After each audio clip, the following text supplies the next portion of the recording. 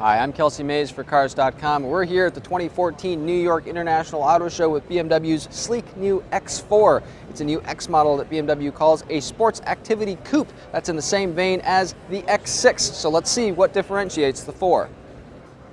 The X4 is about 8 inches shorter bumper to bumper than the X6, and just like the X6 is kind of a butched up, sleeker version of the X5, the X4 has a similar relation to the X3, about a ½ inch longer, about 1.5 inches shorter here. You see this sleek roof line just kind of comes back and ends here in the tail. Nose styling, very similar to the 3 Series and the 4 Series. Kind of put it all together and it looks a lot like BMW's other SUVs, which I refuse to call, for the record, sports activity vehicles. Similar dash layout and center stack orientation as the X3, the 2015 X3, with BMW's latest version of iDrive here, which has a finger pad you can kind of write things out on if you want to. Some of the controls here, not as nice, I think, as in the 3 Series and the 4 Series. Those have more of a three-dimensional control look. These are kind of more ordinary looking. Notice that the lower roof line means you sit about 1 inch lower, BMW says, in the front seats and the rear seats. The other obvious issue is visibility. A-pillars kind of thick here, and the rear window very, very small. Let's take a look at that back seat.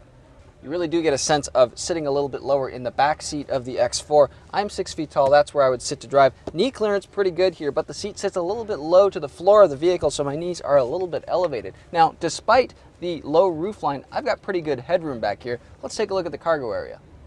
Here's where the roof line really hurts things if you're looking to pile in cargo. About 18 cubic feet of space here behind the second row. That's about down 10 cubic feet versus the X3. You fold those seats down, you're looking at about 50 cubic feet. Now, those specs are about comparable to a lot of hatchbacks and subcompact SUVs. The X3 has 63 maximum cubic feet, so you're gonna have to weigh that against it a little bit. All-wheel drive is standard on the X4, and there are turbocharged 4 and 6-cylinder engines, but the 4-cylinder still hits 60 miles an hour in only about 6 seconds, BMW says, so even the base X4 is going to be a pretty quick vehicle. Now, pricing is about $45,000 for the base X4. That's about $4,000 more than the X3. Similar pricing scheme between the X5 and the X6, and that hasn't gotten the X6 that many takers. So does the X4 make much sense? Well, decide for yourself. It hits BMW dealerships in summer of 2014.